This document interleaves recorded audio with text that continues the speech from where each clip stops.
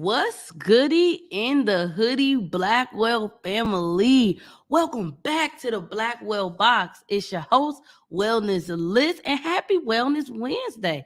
Today is lit because it's the last Wellness Wednesday in Black History Month. So we going out with a bang because today is the season finale of season 1 at the Blackwell box. So thank you. Before we even get into anything, thank you to everybody who has been supporting the Blackwell box from day one. Been on the Wellness Wednesday with Liz since day one. You know what I'm saying? On the reels every week. Been tuning into the show. Thank you. I appreciate you. Your support really means a lot to me. Okay, we not doing this for no reason. We not doing this for a season. We doing this shit.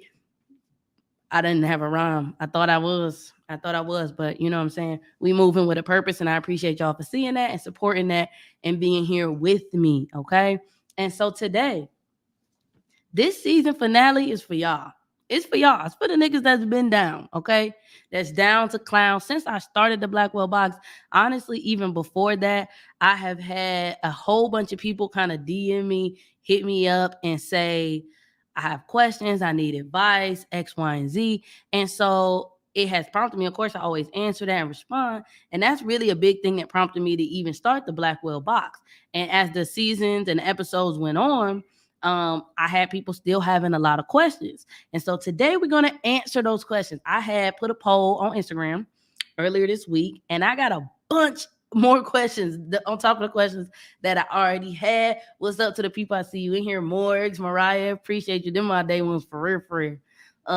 So we are about to get into these questions. Before we get into the questions, you probably already are, but just in case you ain't, go ahead and follow the Blackwell box on all platforms. We on Instagram and on Twitter at Blackwell_box, and we are on YouTube and all other listening streaming platforms at the Blackwell box. Okay, wherever you get your podcast, we there. All right. And if you got Alexa at home and you bougie like me, go ahead and say, "Hey Alexa, play the Blackwell box podcast," and she'll play it for you. All right.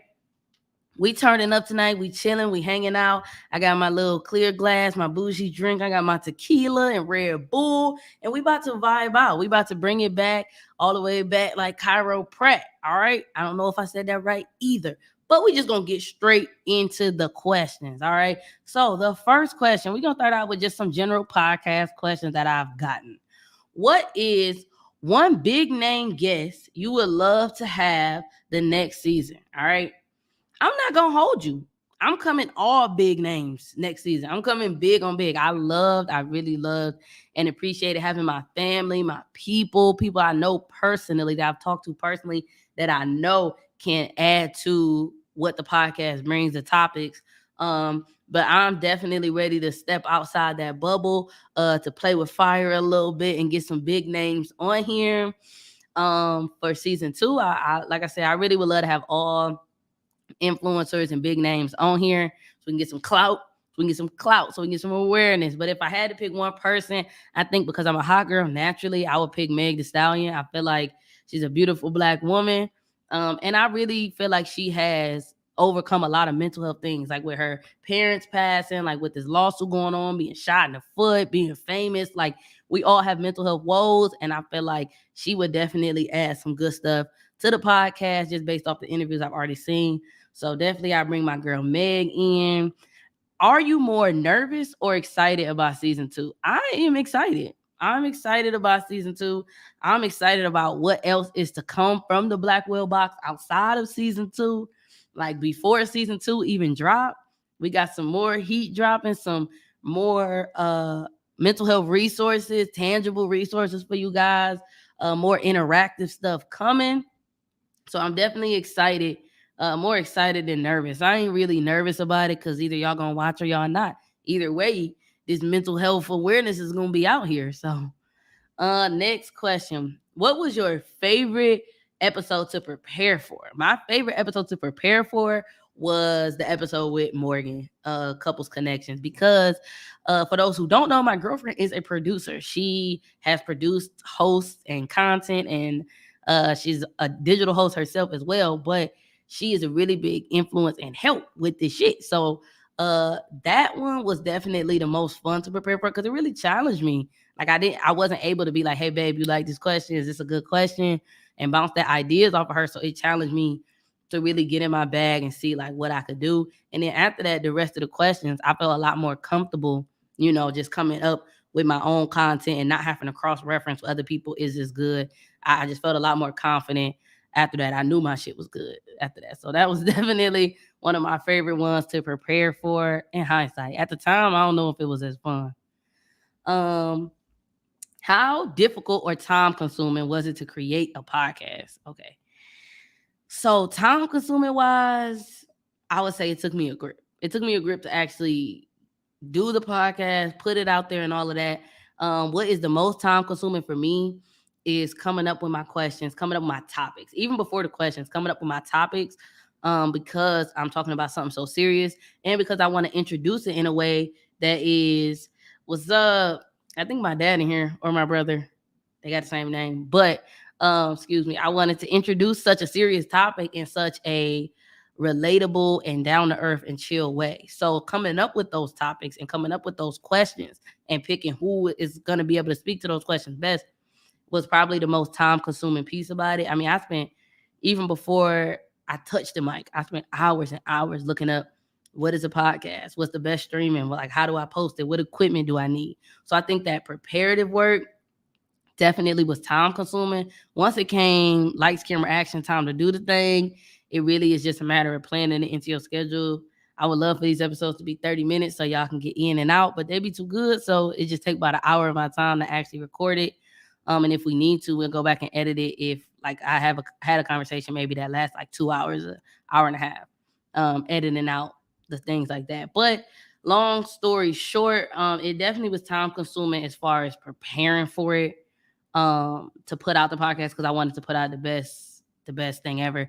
So difficulty wise, it wasn't difficult. It just took time. It just took time, effort, and energy. It wasn't difficult at all. If you're thinking about it, you should do it. I was actually influenced by my brother, Los, who started a podcast, had me on there, and I was like, oh shit, if he could do it, I could do it. This young sprout out here. All right. Next question. How was it filming your very first podcast? So this is a similar question. How was it? It was cool. Sometimes it was definitely difficult with the constraints of, coming live every Wednesday, having people to be able to book and schedule during that time. But overall, it was a great experience and we're going to keep on going with it. What has been your favorite part so far in the Blackwell box? My favorite part so far has been being consistent.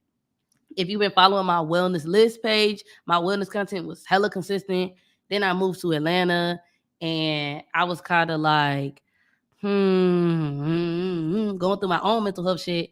And, it just caused me to be a little less consistent than I would have liked to been with my own brand. So now that I put out the Blackwell box, it helped me to have a clear-cut avenue space where I can express and put out that information that I want to share.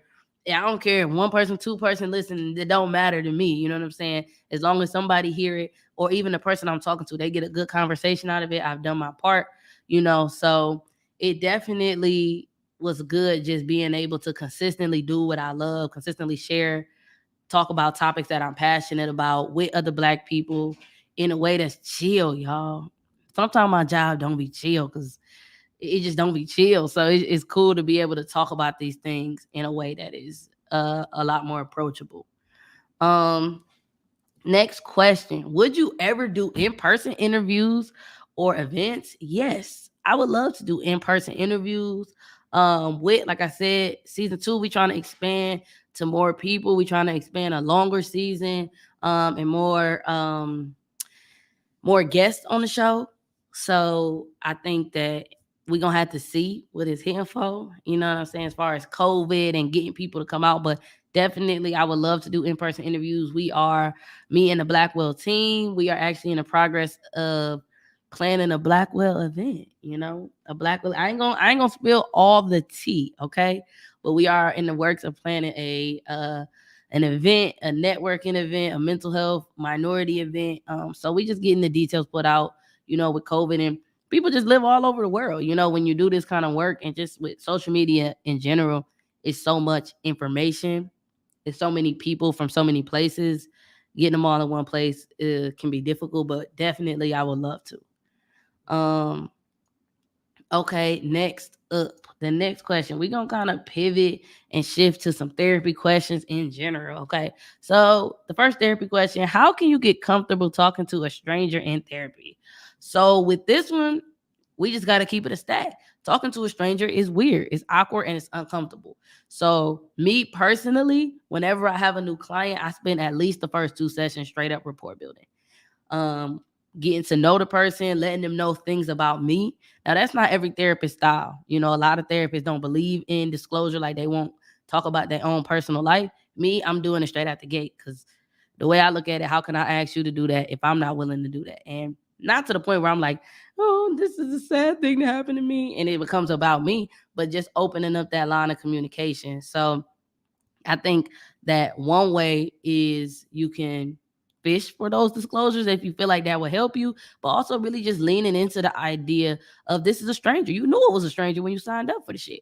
And so how do we connect with strangers? How do we connect with people in general? We got to trust them. We have to be able to trust them. And even if you don't trust that person, as far as I don't know who they are, what they eat at night, who they kick it with, those things, you can trust that they went to school. You can trust that they learned something. You can trust that they've been doing this at least a day.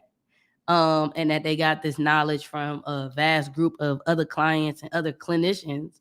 Most therapists are work with other clinicians or up under a supervisor and stuff like that. So at the very least, you can trust the idea of like this person is here to help me, and this person may not know me, I may not know them, but we're gonna get to know each other. It's just like any other relationship, it builds over time. Definitely the amount, and you'll look up and be like, dang, on the first day I would not say that, or I would not trust what that nigga was saying.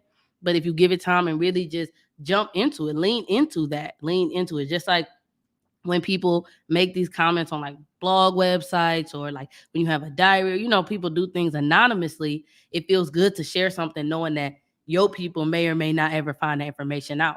So looking at it in that same way of like, this is a stranger to me. They don't have no ties. They don't have no connections or no biases.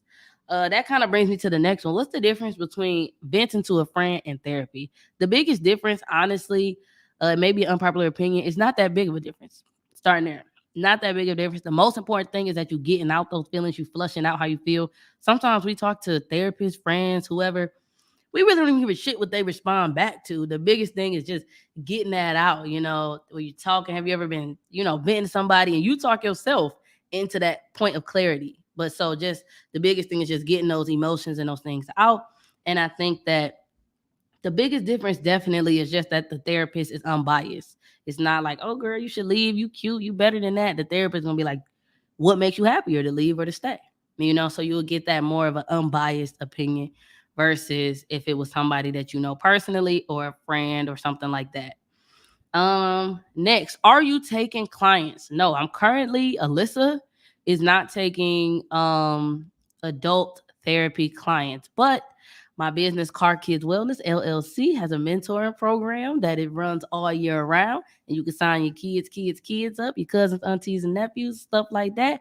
And as far as adult mental health services, keep your ear to the street, like I said, on the Blackwell box, because we actually have some therapeutic services that will be available in the very, very near future. We're going to be a lot more interactive. Yeah, a lot more interactive, just like you're seeing right here, right now, but you giving me the questions, I'm giving you the answers. So we're going to be a lot more interactive in the interim and going into season 2.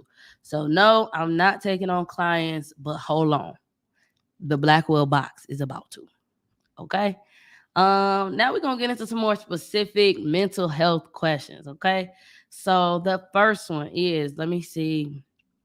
Let me get a good one for y'all. I got a lot of questions on kind of balancing self-care, productivity, how to be successful, how to adult, and all that things.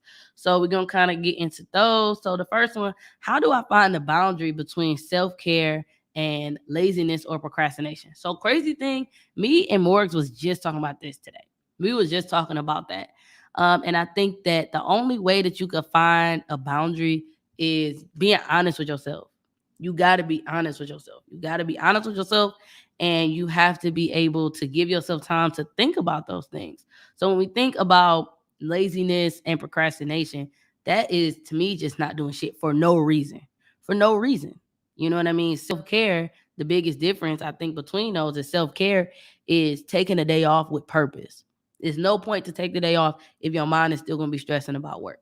It's no point to take the day off and you're not doing anything intentional with that day. You can intentionally sleep. You can intentionally rest. You can do anything with intention behind it. And so I think when you find yourself doing something without any intention or calling off from something, removing something with no intention, like I'm just not gonna do that. I just don't feel like it. I'm gonna just listen to my body, listen to myself.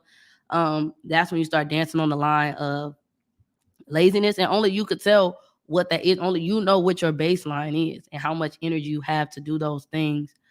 We was just talking about Amir Morris in the context of like being in between career moves, being in between how we want to move, how we want to think, and like, okay, I'm gonna take this time for myself to figure it out.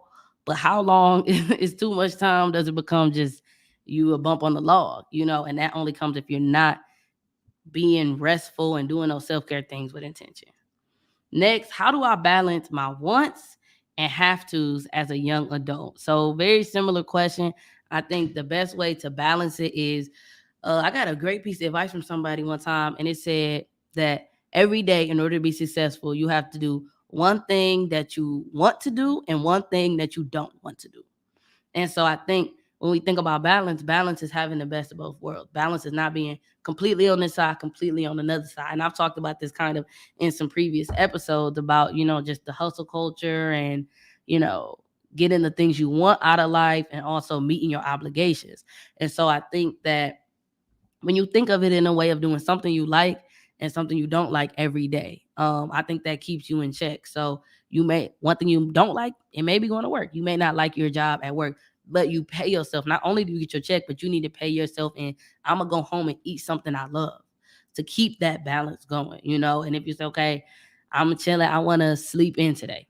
I want to sleep in. You have that right. Sleep in, get your rest, baby, chill it out, but make sure that you might have to work later that day because you slept in. So just keeping that balance on a day-to-day basis, and even a long-term basis. Okay, this week I ain't work out. You know what I'm saying? So I'm gonna go and do this to kind of combat the donuts I ate. So really just being intentional about what it is that you want, and are the things you're doing gonna get you there? How do you get there without burning yourself out? Next, what is success? So we talked about this in the Success and Esteem podcast episode with Lace by Lens. So go ahead and listen to that if you want to know what is success. We ain't gonna do it 2 times. Go ahead and run them streams back. Next, goal setting, steps to establish grown-up goals and skills to be successful. So one of the things that I've talked about before is that my orientation as a therapist is reality therapy or choice theory. So that's pretty much the idea that we choose what we do, and we choose it because it's our best guess at getting what we want. It's our best guess. If we want to be stress free, we take our best shot, and it may be smoking a blunt, it may be doing yoga, it may be whatever, but using what we have in our mental and emotional Rolodex in that moment, we really take our best shot. So one, giving yourself the grace to know that like everything we do it with our best foot forward, like generally speaking.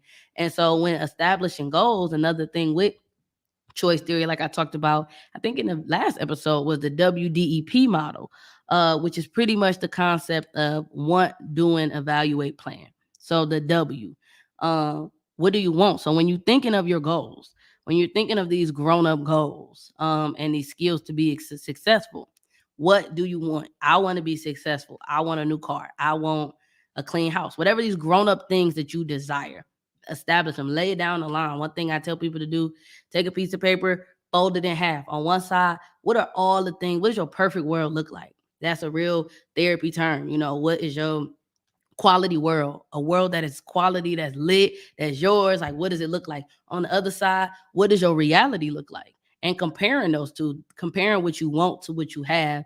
And from that, crystal clear, you will be able to evaluate what goals you need to do. So we got the wants, we lay that out. Then the D is for doing. What are you doing? What are you doing right now to hit that goal? Okay. And then the E is evaluating. So you evaluate, okay, I want to lose weight.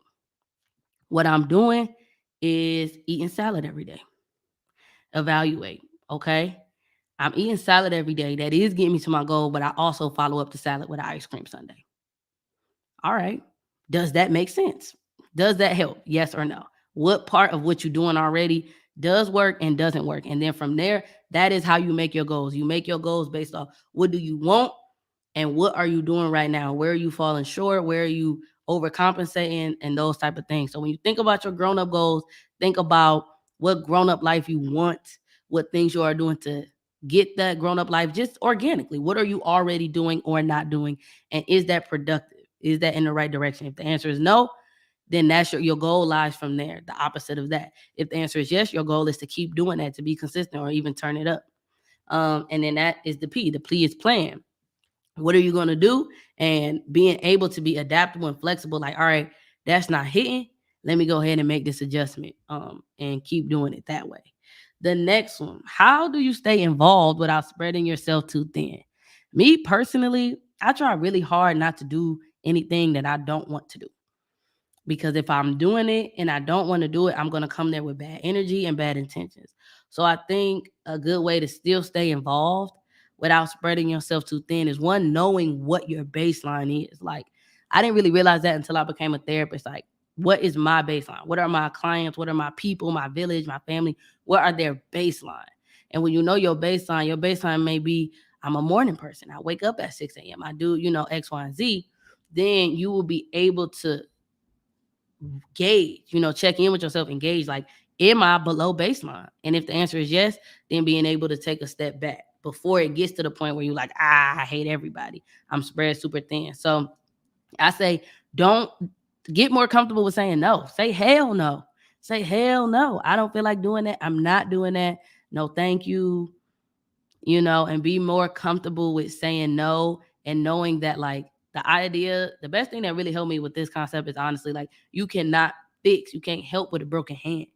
So you spreading yourself thin is actually making you a worse helper. It's actually making you less involved in the long run. So thinking future, long term, if you say, I want to be involved, I want to help these people out, I want to do X, Y, and Z, you won't be able to do that if you try to do everything today, if you try to do more than you can.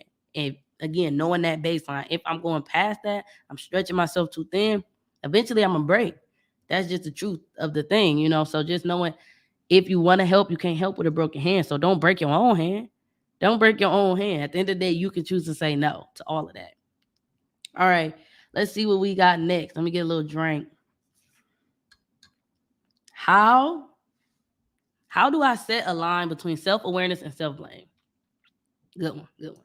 So self-awareness is not always a good thing. It's not just recognizing the good things about yourself. But again, to this point, and I'm probably beating a dead horse, with a lot of stuff, it really comes with your intentions behind it. So if you find yourself being aware of the things that you do or trying to call yourself out on the things that you do, I always tell people, the first step to changing anything is calling a thing a thing. So you want to be aware. You want to say the things that you do well, say the things you do wrong. But I think it turns to the negative point of self-blame when you are taking accountability. You are giving yourself tasks that are out of your control. When you say, oh my God, if I would have been there then.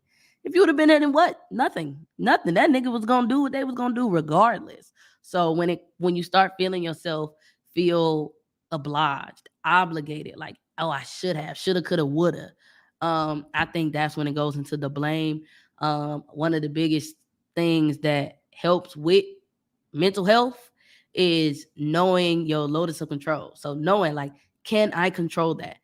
A lot of stress, a lot of mental health problems is people worrying about shit that they should not worry about. Worrying about somebody else's, how is this person perceiving me? How am I interacting with this person? Do they love me? Am I good enough for them? And that's where a lot of emotion, like research has shown, most emotional distress comes from social interactions. How are people perceiving us? How are we perceiving other people? X, Y, and Z. So I feel like when it comes to the point of you saying, like, oh, if I did this, then that. If I did this for this person, then that. At that point, is blame. Now, if you're taking accountability, I think that taking accountability for your own actions. Once you find yourself taking accountability for somebody else's actions, somebody else what they done, what they doing, then that's when you get into the self-blame. And baby, you could be the perfect person. Even Beyonce got cheated on and it had nothing to do with her. She could sit and blame herself all day long. Or she could sit and say, you know what? These are the things I could have did better. But at the end of the day, he chose to cheat. So just being able to recognize where the control lies in the situation and making sure that you're not taking control of a situation that you had no control over, or holding yourself accountable for controlling something that was out of your control. All right, let's see. Next up, what are your views on toxic positivity? Like doing things because you have to and not because you want to, or trying just to say you tried. I don't do that shit. I don't like this shit. I don't agree with that. I think that anything that I do, I want to do it. I don't, me personally, I'm not saying it in a high and mighty way. I don't do things that I don't want to do. And so I feel like, of course, there's things like go to work, but there is like space between it. Like I give myself slow mornings. I say, I don't want to go to work, but I know I got to go to work. Again, to that point of doing something you want to do and something you don't want to do every day. I know I got to go to work, but I'm going to go slow. I'm going to get there when I want to get there. And I think that the concept of this whole toxic positivity thing is really, it's really annoying to me personally, because it's such a flexible word. I think it's misused a lot. I think it's used more than it should be, and applied more than it should be. But the short answer is definitely I don't encourage people to do things just to say they did it, to try things just to say I tried my best. Me personally, I find a lot of peace in knowing that like I didn't try because I didn't want to. And if it flops, I understand that because I understand what I want, what I'm doing, and what's the plan. And I'm being consistent within that. So definitely making sure your body, your actions, your thoughts, your mind, like all of that lines up. Is no need for toxic positivity. We all stress. We all got shit we don't want to do. And there's no point to, boom. One of the pieces of advice that somebody gave me is to refuse to be the only uncomfortable one in the room. And so with that, it's kind of like we all know we looking out for ourselves. So don't like pick other people over you. Don't pick, oh, this is going to make this person happy, or it's going to make this person look at me in a good way, or I'm trying to trick my brain to be happy or to like it. Like, listen to yourself. If you don't want to do it, don't do it. If you don't like it, don't like it. Don't try it, and we have that right. And I think we need to create more spaces for people to set those boundaries. All right, a little pivot. What's a good way to control speaking before acting, or learning that everything doesn't need a response? So this concept of impulsivity and thinking before you speak and knowing that everything doesn't need a response is probably like easily 50, which might be a low ball, 50% of the things that I deal with as a therapist. And in short, I could go on and on and on. But in short, I think that when controlling your response, try to practice controlling your response to good things. To good things. So when somebody tells you you look cute, think about before you say thank you. Don't just say, oh, thank you, girl. Think about it. Sit in that and create that space. Create the space between somebody saying something, you processing it, and you responding. And I think doing that with positive situations is practicing to make it easier for if and when you have to do that with difficult situations. So really creating that space and knowing that our thoughts, our feelings, and our actions do not happen at the same time. They don't happen like this. We make that. And that's kind of a survival thing. And it depends on your level of trauma, your history, and those types of things. So just knowing that, like, it is definitely common, it's definitely understandable. And I would say, like I said, just trying to create that space of thinking before you act and not being impulsive when it's something good, because it's hard to do it when it's something bad to just try cold turkey. But you can teach your brain how to use that skill and exercise that by doing it when it's something positive. That's something that really helped me, not necessarily in the area of impulsivity specifically, but some of my clients, but with me in the idea of like uh wanting validation. So like when people would say bad stuff about me, I would be like, I'm so sad about it. And so one way to help me is like when they said good stuff, I didn't care about it. I practiced not being so married to when people say good things about me. And that taught me in turn to when people said bad things about me, it was like I had practiced, because the compliments they feed all of us. They're really good things. They help us. They make us feel better. So when I had turned down how sensitive I was to positive feedback, it also turned down how sensitive I was to negative feedback. So that's the advice with that one. Next, what would you recommend, or how would you handle someone with anger issues? Anger and impulsivity, they go hand in hand. I think it's a very similar response. I'm still getting questions. That's why I keep looking over here.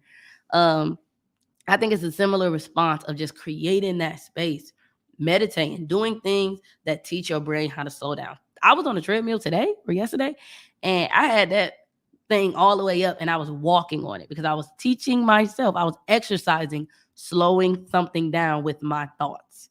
Saying, I know the treadmill's on run, but I'm going to power walk through it. And so really teaching your brain to slow down. We are so hustle and bustle fast creatures. We ready to move, shake, respond, and go. And anger a lot of times comes from something underneath it. Most of the time it's fear. Most of the time it is fear underneath anger. So really being able to create that space of like, what am I really feeling right now? They say that anger is like a tip of the iceberg emotion. So that's anger is what you see, but behind it is almost always something else. Something that makes us angry. Just like with frustration. Frustration only comes when we have a goal in mind and somebody blocks that. So there's something underneath it, that fear of not reaching that goal. And that's what causes frustration. Likewise with anger. We want something, somebody blocks it, or somebody puts it at risk or threatens it. It could be our safety, it could be who we are, respect, all of those things. And so we take those feelings of disrespect, sadness, fear, and they turn into anger. It's like, I can't do nothing about it. I'm about to just bow. And so to that point, same thing with the impulsivity point, making space when things are good, when things are not, just when you're not angry, making that space to say, one, how am I feeling right now? What do I want? And how am I going to respond? So that WDEP, you can carry that in your day-to-day interactions and teach yourself to practice to thinking that way. Okay, this was going on. One, what can I control? Two, what do I want? Three, what's the best way to get what I want without losing anything, without getting in trouble, without ending up in a fight, without, having to apologize later for something I said. So thinking of those, three steps, what can I control? What do I want? And how do I get what I want? And creating that space, like I said, in positive situations and in negative situations, so that when you do get angry, your brain has already practiced being a little slowful in your responses, and it will help you be able to manage that anger. Another thing is really that I think is underrated is connecting your feelings to your body. Like people be like, oh, I got a stomach ache, or I got a kid told me the other day, oh, I got the shakies, so being able to identify like what's going on in your body. A lot of times people go to the doctor like, oh, I have this physiological or this physical thing happening to me. And the doctor's like, I can't find any response. And it's because your back hurt, because you tense, because you stressed, because you anxious, baby. It's nothing wrong with your back. You just anxious and you uptight. You frustrated in your body. It really carries, that whole wellness concept of mending mind, body, and soul. So just knowing, listening to your body. When I get angry, what do my hands look like? What do my eyes look like? What do my feet feel like? When I get happy, what does my face feel like? So really identifying those things so that you can know like, dang, okay, I'm about to get angry. So before you even get to the 10, you can say, ooh, my hands is shaking and sweating. Let me go ahead and sit down, think about what I can control, eat me a snack, whatever you got to do. And you'll be able to do that once you recognize. It's a lot easier to recognize physical things that's happening to us because we recognize that as a baby versus sifting through like, what emotion am I feeling right now? All right, next, how would you deal with childhood trauma that brings down teenagers? I work with a lot of teenagers, and I think that one, knowing that you're still in your childhood and that it's not too late to change that narrative, whatever that means. Whatever that means, I understand that there's certain things that we can't control. Again, going back to that point of realizing what you can control. You can't control what happened to you yesterday. Can't control what your mom and dad, sister, brother, auntie, uncle did, how somebody died, how somebody hurt your feelings. But you can control how much space you give that. And always give it space. Don't ever push nothing under the rug. Give it space. And again, what do you want? I want to get over this hurt. I want to move past this hurt. Okay, what am I doing? I'm sitting in it. Is that helping? No. Okay. Or yes. Maybe you sit in a little longer. Maybe you push through it. So I think specifically with teens, just having an adult that you could talk to, talking to your friends is cool, but talking to somebody that has been through that situation, of course, you want a peer that you could talk to, but having an adult that you can bounce those things off of, even if it's a teacher, a coach, or whatever, I think that's really influential. Like having those positive relationships can really make a big difference for teens specifically. This is another question I got. I'm gonna answer a couple more. We passed the 30-minute mark, but I'm gonna answer a couple more because I only got like 3 left. I can't count, but nonetheless, as a new mother, a single mother raising kids, am I wrong for wanting to move slow, like extra slow with people? I keep getting told you're too busy for me, but I'm thinking maybe dating is just not right for me now or ever. So this is a lot to unpack. Let me sip my tequila. So one, as a new mother, single, raising your kids, it's definitely okay. Even aside from that, honestly, it's never wrong to move slow. It's never wrong to move at your pace. Like, if you're not ready to date, don't date. And I understand that there are other things that, you might like out of dating, but I should say take your time for sure. Kids, they feel that energy. They feel if you bring in somebody around, like from the point that you get pregnant, the babies can see, hear, and feel that shit. That's one thing that I think the Black community, I don't know if it's other communities, but they don't give enough credit to. Like when your baby is one, yes, they can feel you being anxious. Yes, they can feel you being uncomfortable. And it's not a place to say like, oh man, I'm gonna mess up my baby, but to just know and be aware of those things and know that like trying to cover stuff up to be the best mom, be the best dad, be the best grandma, it's not doing no, it's not helping. It's not teaching the kid how to persevere through difficult situations in a productive way. And it's not helping you. It's to no service to you. You are choosing, you think you're choosing that kid over yourself to help them. But again, you trying to help with a broken hand. So always know that, put your kids first. And how you do that is putting yourself first. And if putting yourself first is setting those boundaries with people you date, then I say do that. A lot of times if you're not giving yourself to people, I think that it's important to just express that at the beginning. Hey, this is my situation. You don't got to go into detail. Hey, this is my situation. And I'm trying to move real slow, baby. If you ain't down the cloud, then just leave. Because what that does is it lets them know and it lets you know. So you're not wasting time, energy on people who do not have the same goals as you. That's my biggest relationship advice always is what are y'all goals? What do y'all both? Dang, this WDEP is getting wore out tonight. But what do y'all want? And how is y'all gonna get there? If y'all want different things, you already coming in a difficult situation on top of the stuff you already have going on. So maybe dating is not right for you right now. I don't think that dating is wrong for like ever for you or for anybody. Sometimes we just need to take a back seat or just be a little more direct in saying this is what I want, this is what I need. So that people won't be like, you busy. They'll say, oh, I know she's not texting me back because she said she needed space, she needs time, she need us to go slow. And eventually you will find somebody who will respect that, and as well as finding yourself being more available when the timing is right. I think it'll connect up. Next up, how do I cope with the loss of an ex while in a new relationship? This one is deep. I think it's very similar to the last one as far as my response and that communication.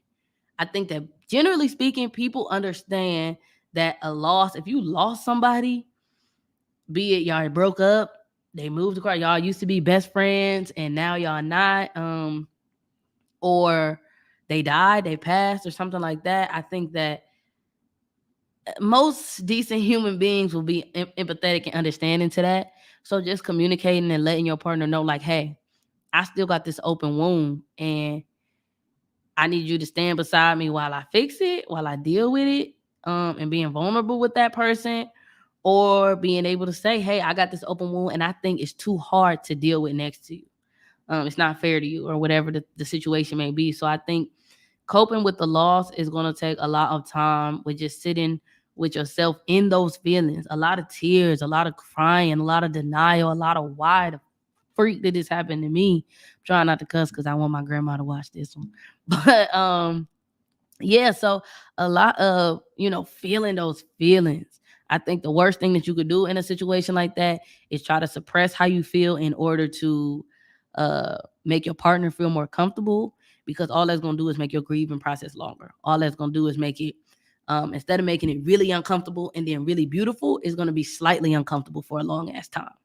And so, I mean, I guess you could pick your poison, but to me, I think just allowing yourself to feel it and letting your partner know, like, hey, I want to be there for you and I will be there for you, but this is what I need to do. And realizing that that grief process is for you. It ain't for the person. It ain't for the ex. It's for you. You have to grieve over what trauma has you have experienced. That's a trauma you experience of if somebody you was dating, your baby daddy, your baby mama, your cousin, whoever, if they die, whoever it is, if you experience a death, that is something that a trauma you experience that you have to heal through. So knowing that, like, by taking the time to heal through that, I'm helping me, and I won't be the best Alyssa. I won't be the best therapist. I won't be the best mom, girlfriend, none of that if I don't take the time to deal with what I got going on. So just taking ownership in that like, this is necessary for me to be the best partner.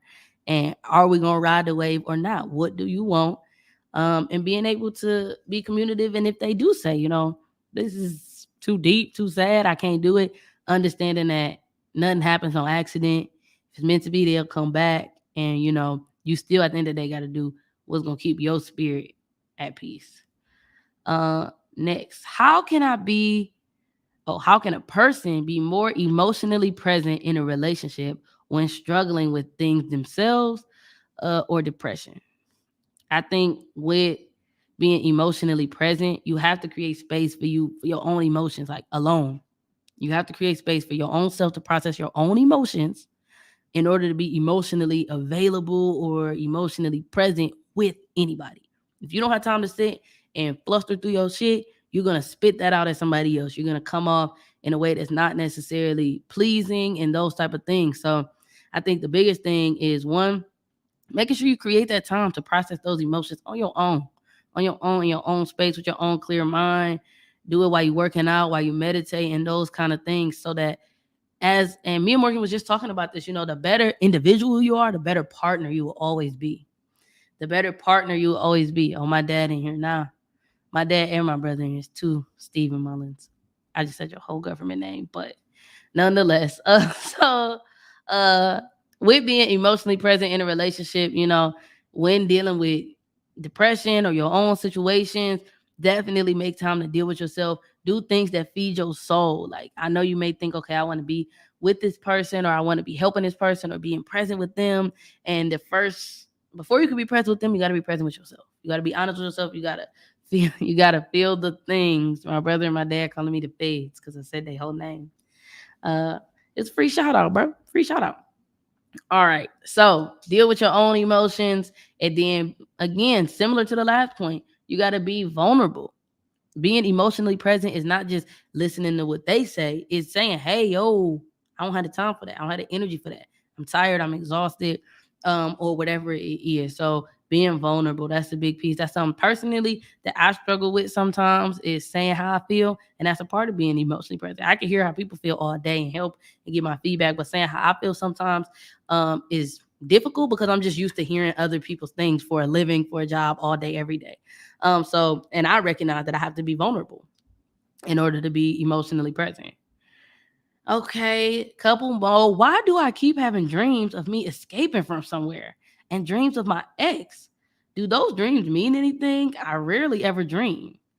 So my understanding of dreams, I think there's a large psychological study and information on dreams. Me personally, I don't get into dream work too much, but what I do know is that we dream when we're in REM sleep.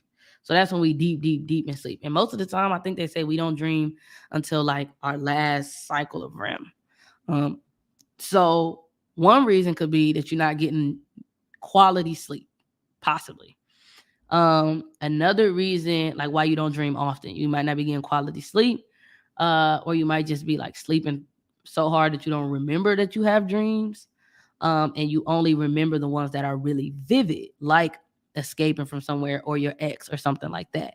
So you could really be having a bunch of dreams, and those vivid dreams are scattered in, but you only remember those because they're super duper vivid. Me, I dream vividly like almost every night.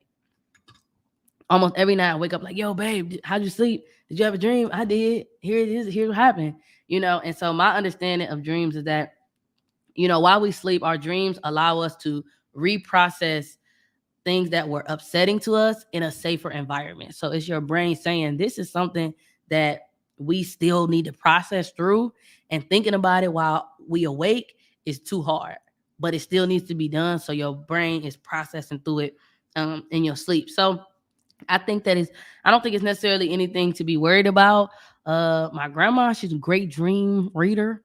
Uh, saying if you dream about fish, you're pregnant or something like that. But as far as I am aware, I think the biggest thing is just knowing that, if you are dreaming of like you running from something, just sit with yourself as you awake. I always tell people, if you're into crystals, you can put amethyst under your pillow or near your nightstand.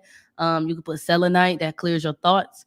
You could put a journal next to your bed so you can write down your dreams right after they happen, and then you'll be able to kind of look back and see like, dang, do I dream about this all the time, or like is that just what sticks out because it's concerning to me or something like that. So you might be getting not enough sleep. It might be nothing at all. It might just be your brain trying to process stuff that's not necessarily repressed, but that you didn't fully process. Like I said, a lot of times our dreams are things that happen to us, not necessarily just painful things, but things that happen, our brain trying to make sense of it and process it, and actually making connections from short term to long term. So your brain is processing it to figure out like, should I put this in my long term? Like, should I keep it here? Where should I put this? I'm trying to process it and make sense of it as best as I can while you sleep and while you're in a calm state, so we can know where to put it. Okay, we got Los Savo in the house. The fam is outside. Okay, next question. We got a couple more. What does it mean to be happy and how to get there? So this is one that we actually talked about in the esteem episode, and we also talked about it in the self-love episode with Keeping Up with Kennedy. But to me, being happy really just means being in a place where you welcome ease into your life, where you are pleased, generally speaking. There's always going to be things that come up that are not good, that stress you out. But to be a happy person, to be a peaceful person, I think that sometimes we think like, oh, a happy person is upbeat, they loud, they like, hey, they the life of the party, they meditate, they're calm. There's these stereotypes of what a happy person is, but a happy person don't look like nothing. There's no way to look happy. It's a feeling. It's really just more than not being able to weather the storm. That's what, to me, being happy is. How do you get there? You get there from showing gratitude for the little things, the things that happen in day to day. It's a whole bunch of negative stuff that happens all the time. The only way to be happy is to focus your intentions. Again, going back to that concept of what can I control, what can't I control. If I can't control it, do not let it occupy too much time in your space of your mind, because what you think is what you will manifest. That's what you thinking about it. You're going to start talking about it. You're going to start doing stuff about it. You're going to be like, dang, I keep seeing this everywhere. It's because it's on your mind. It's on the front of your head. So, those things that are negative, processing through them, the negative things that happen, and showing gratitude.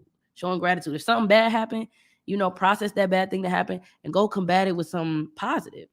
You get a negative thought, recognize that, think about it, give it space, but also give equal amount of space. That's what I was just talking about, and actually the self-care training that I did, giving equal amount of space to what's good, because it's always something good. That's why I come on here and say, what's goody in the hoodie? Like, what is good, y'all? What is happening positive? It's always something good that can be noted. And I think once you orient yourself, once you allow yourself to get your sacral chakra in place to the point where you are emotionally in tune, you allow yourself to experience all emotions, but you orient towards positivity. You orient towards, okay, I know all this is crazy. I'm giving space to that. I'm sad. I'm anxious. I'm doing all these things. But at the end of the day, what's something that's good? What's something that's good? And giving space to both those things and letting your mind go into the things that are positive. And I think that's how you become a happy person. What are ways you personally have overcome certain mental health challenges?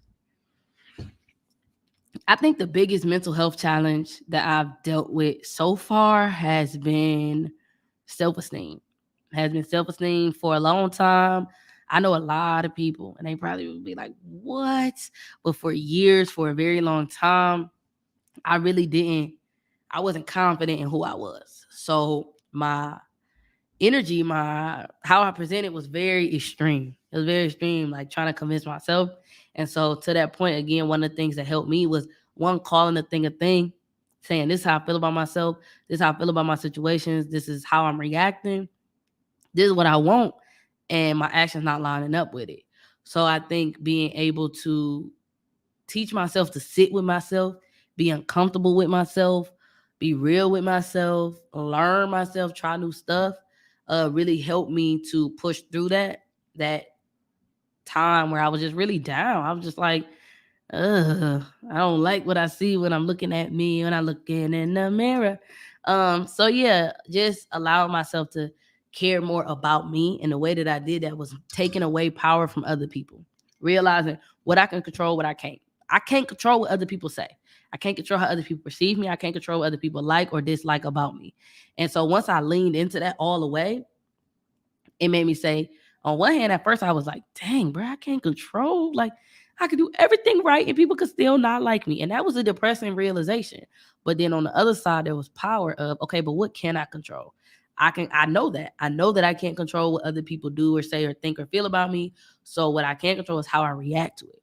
Always. I can't necessarily control my initial feelings. Like I made the way that I look at the brain is different theories depending on what orientation you have. But when things happen, we do experience emotion relatively quickly, but we can always change that emotion. We always have the space, like I said, to adjust how we react, to adjust how our body reacts, how our mind, how our feelings, how our heart reacts. So I think that piece of just being like, okay, I can't control what you think, but I can control what I do. I can control what I think. So let me lean into that. And that really allowed me to push through some of the really low points that I had, because I was very dependent on like intimate partners and what my friends thought. And it was like, my friend said that ain't cute. I was like, what? And I was so distraught that I would like go really hard and overcompensate, even if I didn't even like the thing myself. So that idea of trying to prove to myself. So I stopped trying to prove to myself and prove to other people anything. And I just existed as me. I showed up the way I could, without trying to control everything. And that's one thing that really helped me. Another difficult mental health that I am actually honestly currently going through right now is really processing uh being more adaptable. So when I say that, I mean like the concept of, I went to school, I graduated, and I just was like, this is going to be the path. This is what life is going to look like. I'm going to go to school, I'm going to do this. And this is, I had this idea of what I thought life was going to be. And even when people make plans with me, because I'm the type of person where I don't sign up for stuff that I don't want to do, when I have plans with people and it changes, it's hard. It is definitely hard. I'll be like, so I just changed my schedule for you not to show up. Or people like, oh, let's go here right now. I'll be like, what? That's completely disrespectful for you to ask me right now. you know, and so definitely being more adaptable is a mental health thing that I'm processing through right now. And I think it's really just sitting in that. Like when things don't go the way that I planned, because I'm a big planner, when things don't go the way that I planned, sitting in that and just being like, okay, all right, this is what it feels like. And I think in doing that, every time it gets a little easier, because it's like, all right, all right. And you definitely got to catch yourself not to get jaded, like, oh, I just got to get used to people doing this or things changing up or switching up. But really just finding that balance between, again, what can you control? All right, we got a couple more questions. We just got a question from Lo Savo. Okay, I see Mom. We got Roz in the building. Okay, let's see. What are your thoughts on meditation? Do you do it? So I do meditate. I do meditate, and I don't necessarily meditate, I don't think, in the way that people think, like sitting in silence and clearing my mind. I actually made a post about it, and I think I'm gonna repost it on wellness.list on Instagram, because to me, meditation is anything done with intention. Anything done with intention, anything that you do that you say, I'm going to go into this situation, I'm going to focus completely on it, I'm going to do it with good intentions, and I'm doing it for the benefit of getting clarity on myself, getting clarity on the situation that I'm going through. So anything that you do with the intentions of getting better clarity on yourself and the situations around you, to me could be meditative. This right here technically could be a meditation according to how I move, because I'm being intentional about it. I'm going into it learning. Like I said, these are new questions, and it's making me think.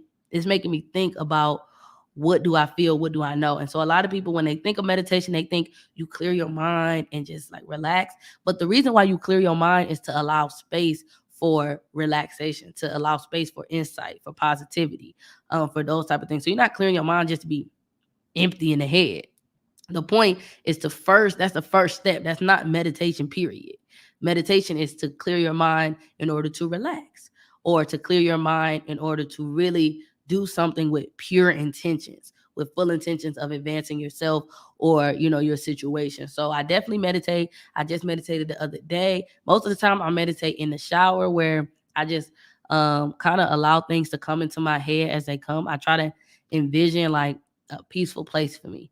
And as things pop up in my head, like maybe something that's worrisome or stressful, I let it come. I literally picture like a conveyor belt, and I let the thought come and stay, and I let it go. And if something else comes, I keep doing that. And eventually you will keep doing that and be like, damn, okay, I low-key ran out of stuff to stress about. Let me just think about this peaceful place in my head. So if you're gardening, if you're working out, if you're playing a sport that you enjoy, if you are reading, like all of that can be considered as meditation, if you do it again with that intention and with the goal of clearing your mind in order to fill it with insight and peace and those type of things. A lot of people, most Black people, they say so very, very quickly. This is how the brain works. This is the thought process, the cognitive, the smart thinking part of the brain. Underneath it is, for those who are listening, the front of your brain is where you think well. Underneath it is the feeling part. And right connected to that is the part that is responsible for like breathing and bodily sensations. So when you are in an emotionally charged situation, your lid literally flips. The part of your brain that thinks logically doesn't work anymore. The part that is emotionally charged and is connected to your body, which is why when you get angry, you might sweat. Or when you get anxious, you might take deep breaths, because your body physically responds to that emotion, kind of like a fight or flight type of vibe.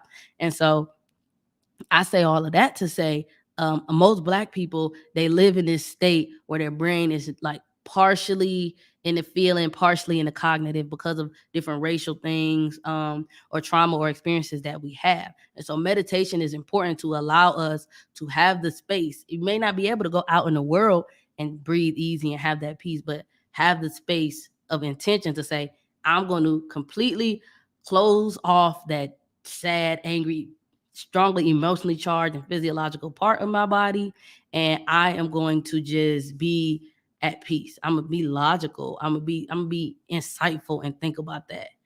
Okay, we got one more question. How can you not bring past issues from old relationships into a new one? I think for this one, I think for this one, you really got to just be honest. You got to be honest. You got to be transparent. You have to share with your partner, with your person, like what is going on. What is the tea? How are you feeling? Like, what baggage do you bring? Being honest about what baggage you bring will help you to not fully bring it. You know what I'm saying? And that person will know what to kind of check and balance for with that. So I think with not bringing old situations, I got a bunch of questions. Okay. With not bringing old situations into a new relationship is really being able to understand, like, again, what do you want? I want this. I want a healthy relationship. Bringing that old stuff is not going to get you that. So what do you want? What are you doing? If they don't line up, fix it. And I think which is why I love choice theory, which actually was founded by somebody from Cleveland who went to Case, Dr. Glasser. So it is just very concrete in that. What do you want? What are you doing? And do they line up? And if they don't line up, don't be mad. Don't say, this ain't working, da da da da. It ain't working because you're not working it. You have that level of insight. And so I say just being as communicative as possible, even when it's uncomfortable.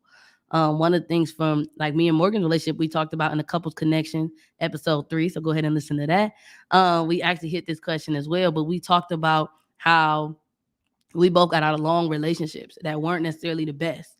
And so we had to really sit and be like, okay, these is my trigger points. These are the things that I'm still sensitive to. And again, with any of those things, you can't be the best partner until you are the best version of yourself. Not in the way of like you got to be healed and all perfect.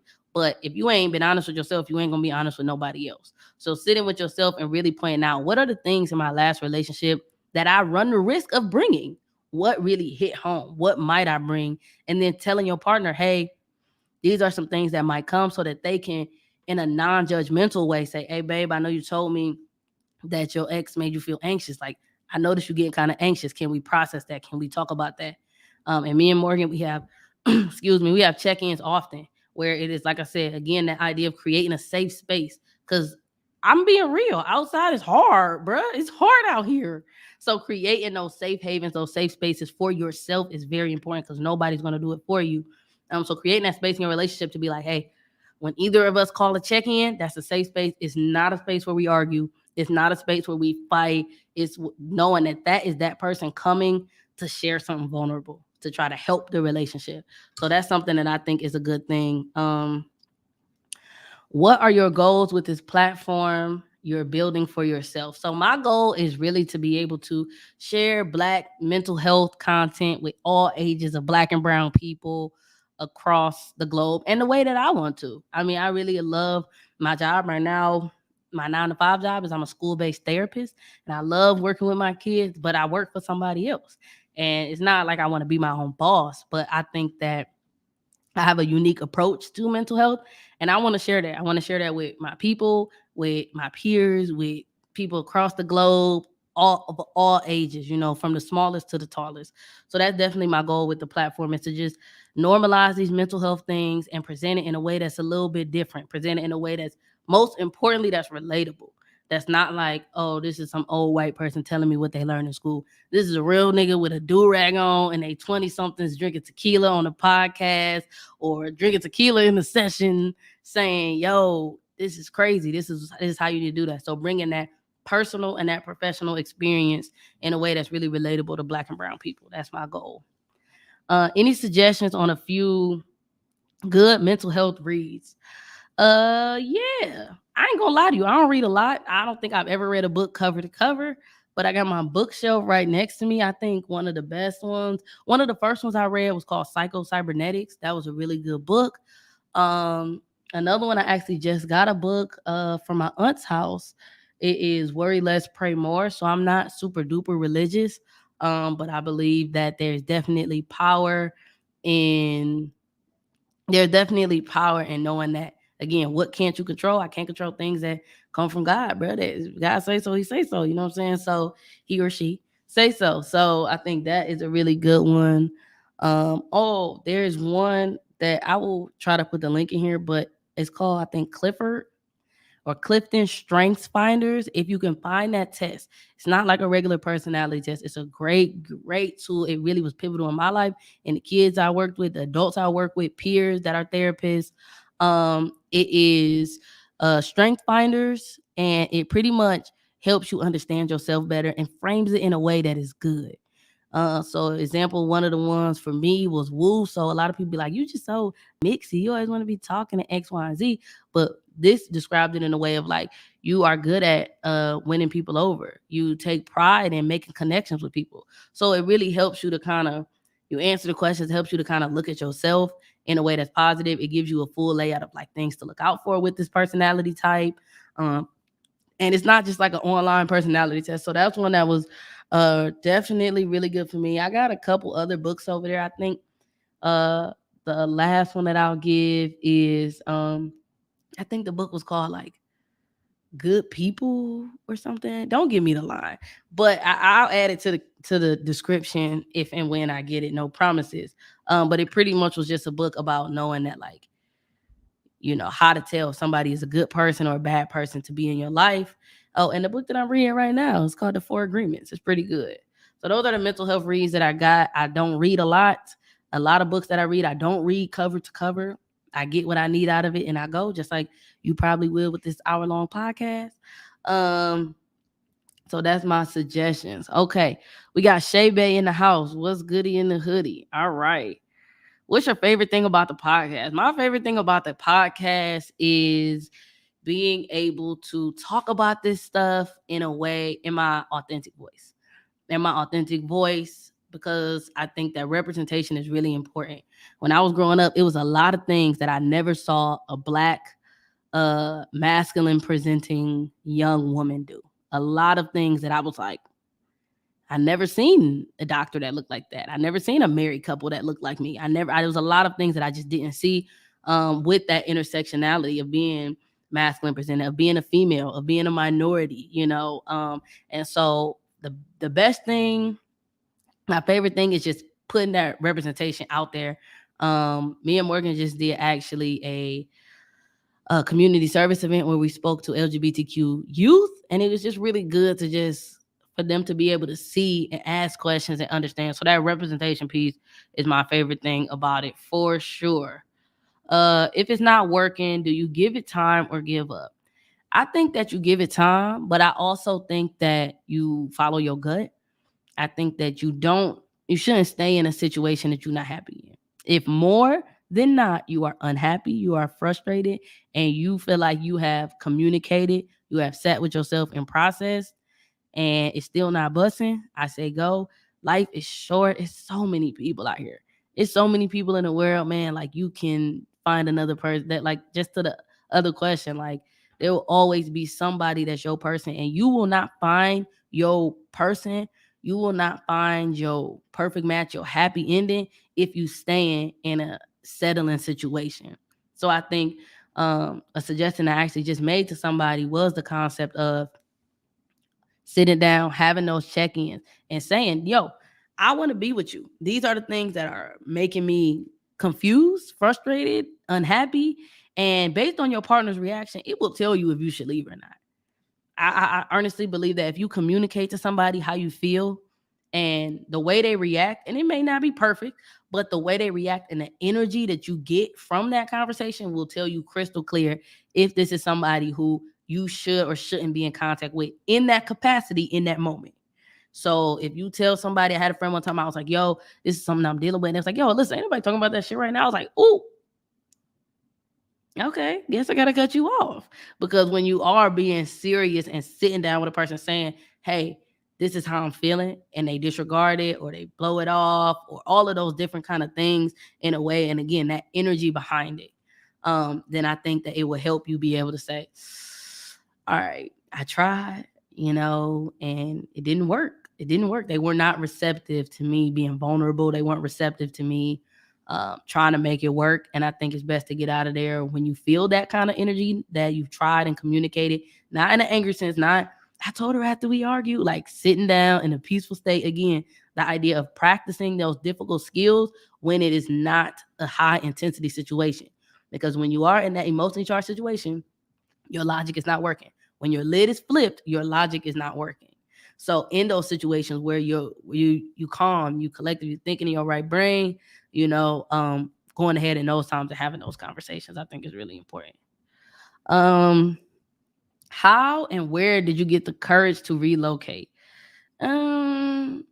Honestly, I feel like for me, again, it was kind of that energy. I was in Cleveland originally, and I just felt like the energy of the people that was around me, specifically in my peer circle. I'm sure there were other great people in Cleveland doing stuff, but the peer circle I had just was not hitting. And I kind of based that on the reflection of the city. And so for me, that made it really easy to go. And at that time, I also started to detach from people more. So I think what really encouraged me was detaching from people in the city that I knew, which accidentally made me detach from being comfortable. And it made me attached to this idea of exciting and starting my own life, my own, being my own person. And so that's something that I think really motivated me. And then moving to DC, it was a hit. And again, relocating to Atlanta, it was that idea of, okay, regardless of the people around me, the things around me, I'm married to the idea of building me. And I feel like if I feel like the move would help build me, then I just take the leap. And I always know that worst case scenario, the city is not going anywhere. The city is not going anywhere.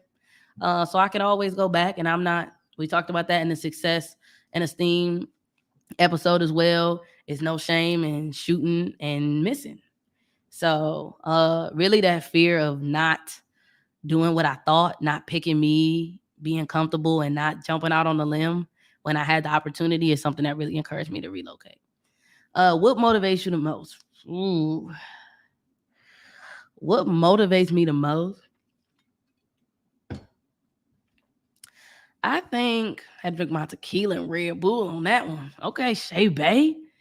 I think what motivates me the most is just knowing that I impact people. Knowing that I impact people, knowing that what I have to say is good, and that one of my favorite affirmations I say every morning, especially when I'm feeling down or not financially where I want to be, is that I understand that I'm a great person. Therefore, I will always attract great abundance. And so, what motivates me to continue to be a great person is knowing that I already am, knowing that I do things with intention, knowing that God got my back. And that really motivates me to just keep going. The people that I feel like I feel like are like even in this episode right here that are cheering for me, that are looking for me, people that slide in my DMs and say, "Yo, I need advice." That's what motivates me. That's what fuels me. Because like I said, if one person get it, I've of one video, I've done my job. So that motivates me to keep going and doing it again. Um, where do you get your merch? I made this, y'all. I made this. I make all of my Blackwell merch. Hold on, let me show you. Oh, for those who are listening and not watching, I'm showing them that my hoodie says Blackwell Wellness List on the sleeve. I made this myself, and we got some Blackwell merch coming to you soon. Shh, you ain't hear it here. For those that still in here rocking, yeah. So I make all of my own merch. How do you handle disappointment? Um, I think that's a very good question. I like that, Ross. I like that. Most of the questions was anonymous, but I'm just name dropping for my family's questions. Sorry, y'all. How do you handle disappointment? I think for me, the biggest thing with anything is just sitting in it. I sit in it, I be pissed off, I fluster, I throw a fit. I mean, I don't usually like get aggressive very often. But if I feel uh this this this this question's coming in. This is why you don't send your family the link. How do I handle disappointment? So y'all gotta tune into the visual so y'all can see the questions popping. So basically, with disappointment, I allow myself to feel it. I allow myself to really sit in it, stew in it as long as I need to. And then that helps me on the other end to say, okay, you spent 30 minutes, 30 weeks, 30 days. At what point are you going to push through it? And knowing one of the new things is really just knowing that like disappointment and failure is a part of life. I feel like that's something that I never really was told or didn't really recognize until like really till I moved to Atlanta, the biggest. Um, just things being shaken up with this move. So I think when I feel disappointed, I'm learning to, when it's by a person, I'm learning to express to that person, this is what you did that disappointed me. And I'm also very comfortable with letting that person know or not letting them know that like because I have experienced this disappointment, I'm not gonna put myself in a risky situation to experience it again. So if it's a person disappointing me, I express how I feel. I feel it. I express how I feel. We see if we can hash it out. And then I move towards compartmentalizing. If I'm vulnerable with somebody and they don't receive it and that's disappointing to me, I won't be vulnerable with that person again. I'll still love that person, hang out with them, kick it with them. But again, that idea of teaching people how to treat you. So just expressing what disappointed me, and not putting myself back in those situations, not immediately at least. But if it comes to just like disappointments with life, I really just sit in it and I'm learning to be adaptable and to process those disappointments. Because I feel like in my younger life, I didn't have, they just felt different, the idea of being disappointed. So I think that is the biggest thing. I was asking about relocating for me as a near senior citizen. That's my dad's question. That's not even a question. Um, If y'all in here and y'all parents are stressful, put them in an old folks home. All right, so I got one more question. And I'm gonna pull it up because I didn't type it up from a DM. And then we gonna end because we've been kicking it, we've been rocking for a minute. So the question is, I'm gonna read it from them. Can working out be a good source of mental health? Yes. Morgan definitely works out for mental wellness. Like I said, working out can even be meditation. As long as you go into it with the intention of, I'm doing this to better myself, and you be present there and you allow yourself to be vulnerable and release and be open to insight of learning about your body, about yourself, about your mind while you work out. Yes, working out can be good. Some people work out so that they can experience physical pain, so that they forget about the emotional pain. And that way, no, it is not good. Or they work out as a distraction from what's going on. But if you are working out with an open mind of being more aware of yourself, what's going on, taking yourself to a happy place, but still allowing those negative experiences to dwell and be processed during that time, yes, working out could be good. Okay, last question for real. I have a question. Mainly a situation that I'm having trouble navigating and would like some input.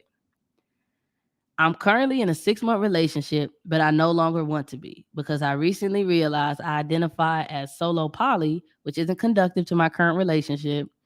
And due to playing a good girlfriend role, my mental and emotional health has declined. There are also other miscellaneous bothers. I don't necessarily want to end things because they are good to me and they try every day to be better. Also, I don't want to throw away our good times and the time we invested. I'm a firm believer that patience is key, but I do believe that people need to be supported by their spouse. However, I don't think I'm in a position to provide that. I know 1,000% that I need to focus on myself. But whenever I bring up the topic, they insist that I could do that while still being involved with them. I completely disagree and I need help. Do I stay with them and build a strong foundation that leads to decade-long marriages despite the challenges, or do I end things now and work on myself? And if I do end things now, how would I do that? I don't want to be the person that gives up on something that could be great, but I also don't want to suffer while trying to make it great. So this is loaded. This is very, very loaded. So we're gonna plow through it. So the first thing being, if you know that you need to do work on yourself, I think that is first of all, a good step that you express that to your partner. I know when me and Morris first got together, we were kind of talking about how, like, okay, we got stuff we need to push through. And we again had that open dialogue about, like, can we work through these things while being together? Because sometimes you can. Sometimes you can, and sometimes you really cannot. I definitely think that there is a benefit, depending on the situation, there is a benefit to being next to somebody because they can hold you accountable. Because how can you learn how to trust if you don't have anybody in your space to practice trusting on? Or learn how to be communicative if you don't have people in your space to practice communicating with, that you trust, that you feel comfortable with uh, communicating and processing through those things. So I definitely think that there can be some benefits to working through things with your partner. But on the other hand, when we kind of digest it a little bit more, like, the concept of playing a good girlfriend role that has caused your emotional health and your mental health to decline, like, that's a big red flag right there. Again, we cannot put ourselves in position where we take responsibility or take accountability for things that are outside of our control, for things that for a long time I didn't want to do therapy with adults because I was like, they grown, they need to deal with their own stuff, they are resistant, all of these things, that I had come in contact with when working with adults. But as I continued to work through them, I figured out I was a lot more empathetic, and I love working with adults just as much as kids now. But I say that to say, the concept of trying to be the good girlfriend or trying to be a good daughter or a good sister or a good brother is one that I hear all the time. And it's like, you cannot be a good girlfriend if you are not a good person to yourself. You cannot be a good daughter if you do not have boundaries for yourself, because you put yourself in situations where, even if you think you masking in, you going in there with this, putting on this mask. First of all, you shouldn't have to put on a mask, especially in your relationship. You shouldn't have to. But if you are going and stuff with this mask on, like, that energy is gonna seep through. may not be today or tomorrow, but eventually it is. And you don't want your partner to start to be jaded or like feel like you thinking like, okay, I'm being a good girlfriend by staying, and they like, okay, I like it, but then they start feeling that energy, and then it gets toxic to that point. I definitely feel like one suggestion could be, like I said, having that check-in, sitting down and saying, hey, this is how I feel. This is what I think I need for myself. And if that person is receptive to those things, then you will know, okay, maybe we can work it out.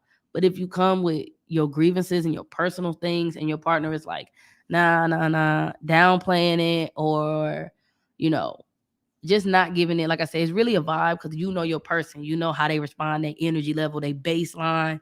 I think that it would be pretty easy to say, okay, this person, we not on the same page. We don't want the same things.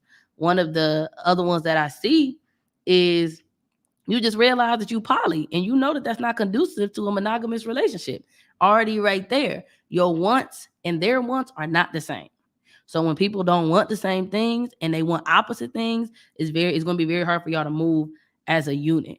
You will have to have an overarching want that y'all both really like, but we really love each other. We really want to stay together. We're really good for each other in another space. So I'm not saying that for you to leave your partner.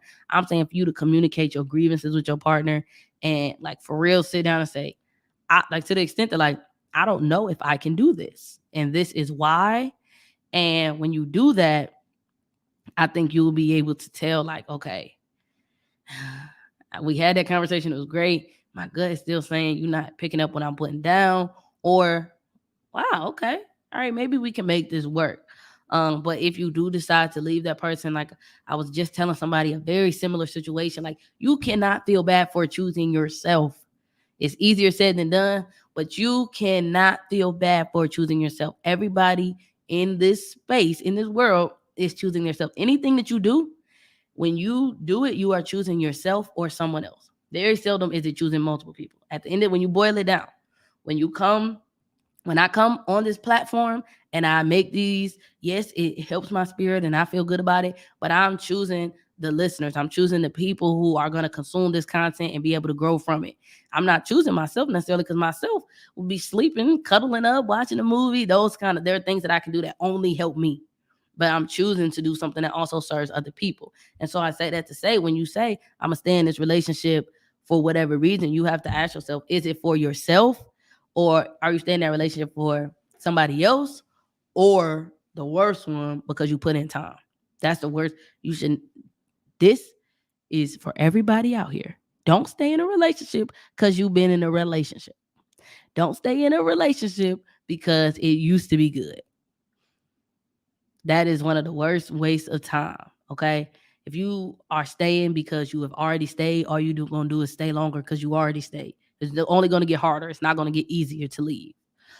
So I think just expressing that to your person, like candidly, like, this is how I'm feeling. Like, this is what is my grievances, and seeing how they respond to that is really a helpful way of doing that. And sometimes, if it's meant to be, what is for you will be for you. If y'all meant to be together, you may break up with that person, breathe, get yourself together, and y'all might find each other in 20 years at a Capital One bank. You really don't, you know what I'm saying? You don't know. So you don't want to limit yourself, because you will never find your happily ever after staying in your, it's all right. You'll never get to that point. And just feeling validated in who you are, what you bring to the table, and knowing that I refuse to be the only uncomfortable in the room. I'm glad that you love me and that you're trying and that you're doing all of these things to support me, but I'm still not where I want to be. I'm still don't have the space to do what I want to do for myself.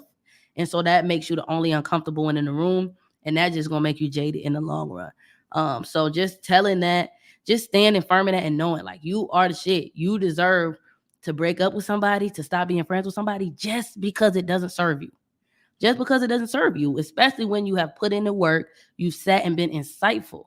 I'm not saying cancel culture cut people off, but when you've sat and been intentional and been insightful and made the effort of communicating to the person that you care about what's bothering you, and you still feel that intuition in your third eye and in your gut that is not bussing, there's no need for a discussion after that. You are 100% valid in choosing yourself and saying, I don't want to do this. I'm not going to do this. And that's okay. And to that person, it may look like, dang, you just gave up. But for you, again, it's all about that intention that you put behind it. So you will be able to sleep at night knowing that I understand that that's the way you looking at the situation, but that's not what I'm trying to give. So long story short, I'm not saying that you should break up with the person. I think that y'all should really have that conversation and really assess, like, what does each of us want? What do we want? What are we willing? What are we currently and willing to do to make that happen? And if it's not aligning, then it's okay for us to say goodbye and still be friends and be cool. And if somebody love you, they should want you to pick you. And then so if you do break up with the person and they be flipping out and all of that, it's kind of like, I knew that was a good decision because you don't love me for real if you don't want me to do what's best for me. So that's my TED talk with that one. And the last question, that's my question. I ain't gonna lie to you, nobody asked this. I just asked this myself. What is next for the Blackwell box? What is next for the Blackwell box? What up, sis? I see you in here. What's next for the Blackwell box is season 2 is coming. We got some in-person. I'm still getting questions, y'all. We got some in-person events, fingers crossed, in the works. And this is the super hot tea. We have some interactive wellness and mental health products coming. We got some merch. We got some collabs coming. We have some individual and couple and group wellness sessions coming at an affordable price. We have some trainings coming, like webinars. If you don't want to talk to somebody, you just want to watch it. We have all of that in the works. But in the meantime, in between time, I want y'all, if you missed any of the Blackwell Box podcast episodes, go back and run that up. Go stream it. Again, we are on Twitter and Instagram at Blackwell_box. Go follow the Twitter and Instagram. I get what we getting some Instagram, but go follow the Twitter. Go tweet and friend the Twitter. We go live there every Wellness Wednesday when we have the podcast going. Season 2 is in the works. It will be brought to you sooner than you know. But in the meantime, in between time, keep your eye out, okay, for these wellness calls. Keep your eye out for this merch. And keep your eye out. We got a product. We have a wellness. I ain't going to put all the tea. If you follow the Blackwell box since day one, you might be able to go find it on the page. But we actually have a Blackwell box wellness product. We got a product coming for the people to be able to have your Blackwell box conversations and thoughts and insight from the comfort of your own home. So keep on the lookout. If you like these questions, you're definitely going to like what we have coming up. More questions, more prompts for you to be able to do this work inside the Blackwell box and outside the Blackwell box.